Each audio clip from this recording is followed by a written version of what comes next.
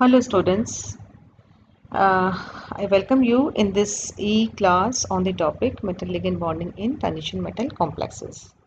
So in the past lecture, we went through the color of the transition metal complexes, and we saw that when a transition metal ion it forms a octahedral complex, then d orbitals they split into two set of orbitals, है ना, Eg and T2g with an energy difference of delta E. No, that is the crystal field splitting energy CFSE, and this energy delta E corresponds to the energy available in the visible region, यानी कि 400 से 760 nanometre के बीच में. तो when the light falls on the complex or its solution, the lower energy electrons they are excited to the higher energy level with the absorption of energy from the light. In this process, what happens? The wavelength of a particular color is absorbed and the rest of the light is transmitted. ठीक है ना? तो colour of the transmitted light, परावर्तित प्रकाश का जो रंग है, that is the complementary colour, इसको पूरक रंग बोलते हैं, is the colour of the complex और द सॉल्यूशन. तो हमने हेक्सा एक्वो टाइटेनियम 3 कॉम्प्लेक्स का को एक्सप्लेन किया था कि किस तरह से जब light falls on this complex and the aqua solution of this complex, it absorbs green light, wavelength of which is 500 nanometre, है ना. 500 नैनोमीटर का जो है लाइट इसने एब्जॉर्ब किया. तो the colour of the solution is complementary color of the green which is purple. So you can see on the screen, ठीक है ना. तो that's why the color of this complex of titanium, aquo complex of titanium is purple. Now today we discuss that on what factors the color of the compounds, complex compounds depends. The first is the, जो आप देख भी चुके हैं कि number of electron present in the complex, है ना. The color of the complex depends upon the mainly the number of electron present in the metal ion. If the d orbitals are they are empty, d0 है या completely filled है d10, तो complex क्या रहेगा? colorless रहेगा. Because in both the situations T2g से Eg transition is not possible. तो इस आने वाली टेबल में जो है आपको here you see on the screen the color of the hydrated ions of the first transition series, they have been shown here. ठीक है. तो you can see on the screen जब configuration D0 है या D10 है तो they are colorless. ठीक है. In between you can see the colored compounds. तो अभी देखिए कि मैंने आपको पहले भी बताया था कि अगर लिगेंड समान है और अणुओं की ज्यामिति भी समान है, तो आपका जो D1 और D10 माइनस n विन्यास वाले आयन हैं जिसमें कि number of unpaired electron same है, तो उन आयन्स का कलर भी करीब करीब सेम ही रहता है. और as you can see on the screen D0 D10 विन्यास वाले आयन्स कलरलेस होते हैं क्योंकि डी ट्रांजिशन की पॉसिबिलिटी ही यहाँ पे नहीं है. T2g से Eg में जाएगा कहाँ? इलेक्ट्रॉन ही नहीं है तो कहाँ जाएगा और कलर कैसे रहेगा? तो डी ट्रांजिशन की कोई गुंजाइश नहीं होने के कारण ये कलरलेस रहते हैं. ठीक है ना. अब कई इसमें आयंस दिखाए गए हैं फर्स्ट ट्रांजिशन सीरीज के, जैसे कि Cu2+ है ना, क्यूप्रिक आयन है. इनके जो एक्वस सॉल्यूशन होता है नीले रंग का होता है क्योंकि नीले मतलब जो एक्वस स्टेट में, हाइड्रेटेड स्टेट में क्या होता है, जो इसका एक्वो कॉम्प्लेक्स बनता है कॉपर का, वह टेट्रा एक्वो क्यूप्रेट 2 आयन के रूप में होते हैं. तो इस वजह से डी ऑर्बिटल की स्प्लिटिंग के कारण डी ट्रांजिशन संभव हो पाता है. यहाँ पे देखिए स्क्रीन पे आप, तो कॉपर का जो Cu+2 का ब्लू कलर बता रखा है. ओके. तो जब हाइड्रेटेड स्टेट में है कॉपर, तो डी ऑर्बिटल की स्प्लिटिंग के कारण डी ट्रांजिशन पॉसिबल है. तो उससे क्या होगा कि पीले रंग का प्रकाश का एब्जॉर्प्शन होगा और उसका कॉम्प्लीमेंट्री कलर है blue. Here you see on the screen. ठीक है.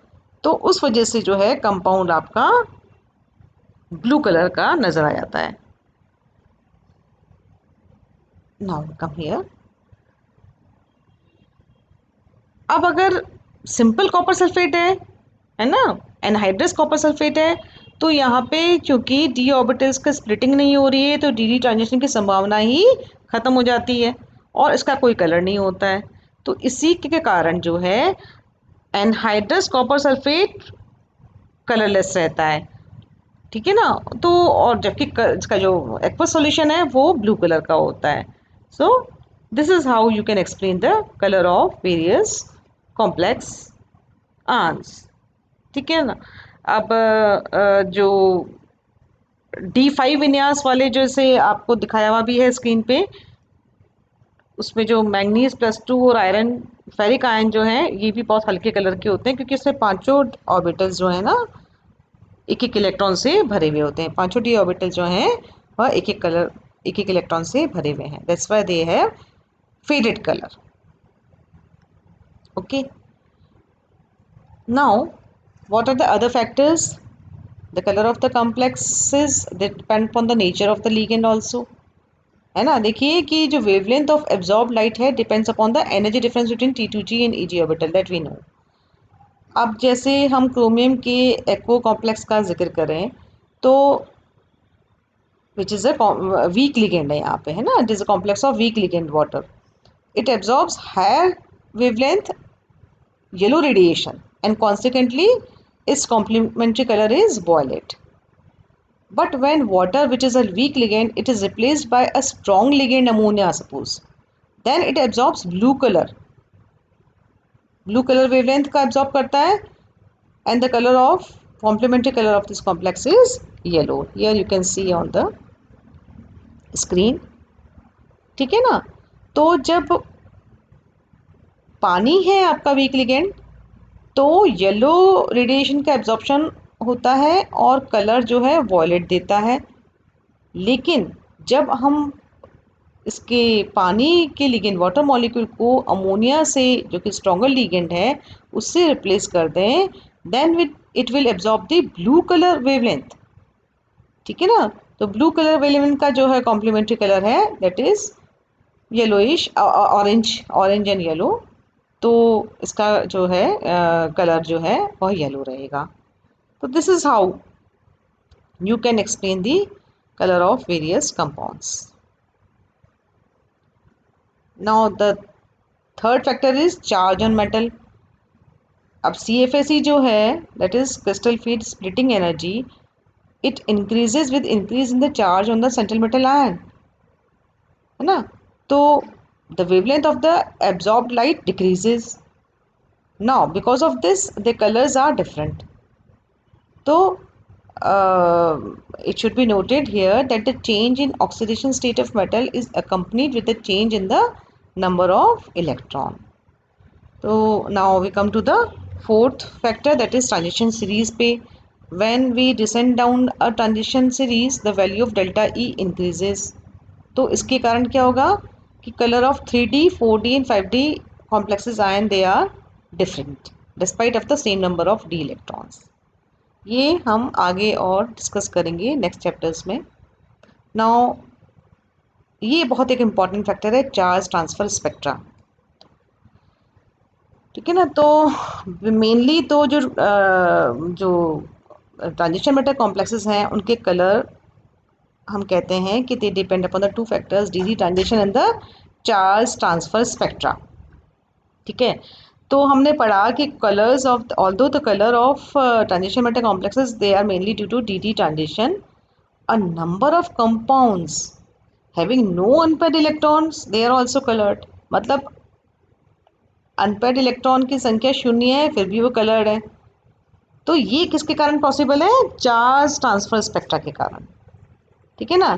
जैसे कि दो the number of unpaired electron in permanganate ion and chromate Cr2O7 2- ion they are 0, okay। The color of these compounds, even then the color of these ions they are pink and yellow respectively, okay। तो ये क्यों है? ये इसलिए हैं, they are due to the transfer of electron from lower molecular orbital to higher molecular orbital. देखिए, संक्रमण धातु में, ट्रांजिशन मेटल कॉम्प्लेक्सेस में, इलेक्ट्रॉन एक मॉलिक्यूलर ऑर्बिटल से दूसरे मॉलिक्यूलर ऑर्बिटल में ट्रांसफर हो जाते हैं।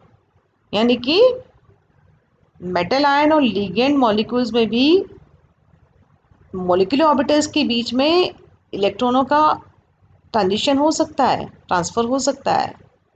तो इस ट्रांसफर में इलेक्ट्रॉन जो है प्रकाश के विजिबल क्षेत्र से, विजिबल रीजन से ऊर्जा का अवशोषण करेंगे, तो कंपाउंड जो है कलर्ड नजर आएंगे। एंड माइंड यू कि डी ट्रांजिशन की तुलना में जो चार्ज ट्रांसफर के कारण जो कलर हैं उनका जो रंग है वो ज़्यादा गहरा होता है ना। तो if considerable amount of covalent character is in the bond, then the transition of electron may occur between the metal ion and the molecular orbital of the ligand molecules. Now, since there is a transfer of electron का transfer हो रहा है तो charge का transfer हुआ है, that's why they are called charge transfer spectra. So, due to the involvement of small amount of energy in these transition, the absorption takes place in the visible region, and that's why these compounds are colored. ठीक है। तो transition metal ion पे जितना ज़्यादा positive charge होगा उसका उतना ही गहरा रंग होगा ना, क्योंकि लिगेंड से मेटल आयन पे चार्ज ट्रांसफर की संभावना भी उतनी ही ज़्यादा होगी। तो देखिए, मैं आपको कुछ मेटल आयंस के बारे में बता रही हूँ जिसका इलेक्ट्रॉनिक कॉन्फ़िगरेशन तो D0 है, यानी कि डी ट्रांजिशन की कोई संभावना नहीं है। तो जैसे देखिए, एक टाइटेनियम +4 है ना, टाइटेनियम +4 में कॉन्फ़िगरेशन D0 है, अयुग्मित इलेक्ट्रॉनों की संख्या भी 0 है, and the colour is colourless, मतलब दे आर, जो भी टाइटेनियम 4 के कॉम्प्लेक्सेस हैं दे आर कलरलेस। लेकिन जैसे वेनेडियम +5, उसके बाद क्रोमियम +6 एंड मैंगनीज +7, जैसे जैसे हम वेनेडियम से मैंगनीज की तरफ जा रहे हैं, है ना, तो वेनेडियम +5 से जब मैंगनीज +7 तक कैटायंस पे चार्ज की मात्रा बढ़ रही है, देखिए, तो इनमें लिगेंड के इलेक्ट्रॉनों को ग्रहण करने की शक्ति भी बढ़ती जाती है, यानी कि चार्ज ट्रांसफ़र की पॉसिबिलिटी इज़ गेटिंग इंक्रीज्ड। तो उनसे जो पैदा कलर हैं वो भी गहरे होते जाते हैं। तो वेनेडियम +5 जो है, of course the configuration is D0, है ना, अयुग्मित संख्या, अनपेयर्ड इलेक्ट्रॉन की संख्या 0 है, लेकिन they have orange colour, orange yellow colour solutions. ऐसे जैसे क्रोमियम +6 आयन है, D0 कॉन्फ़िगरेशन है, अनपेयर्ड इलेक्ट्रॉन की संख्या भी 0 है, लेकिन इसका जो कलर है ऑरेंज कलर का होता है। मैंगनीज +7 है ना, मैंने आपको बताया कि मैंगनीज परमैंगनेट आयन में D0 कॉन्फ़िगरेशन है, नंबर ऑफ अनपेयर्ड इलेक्ट्रॉन 0 है, लेकिन इनका जो है पिंक कलर रहता है, या हल्का पर्पल भी इसको बोल सकते हैं, वो रहता है। तो these colours they are due to charge transfer. ठीक है। तो ये आप और डिटेल्स में जो है आने वाले चैप्टर्स में पढ़ेंगे। तो सी यू देयर, गुड बाय।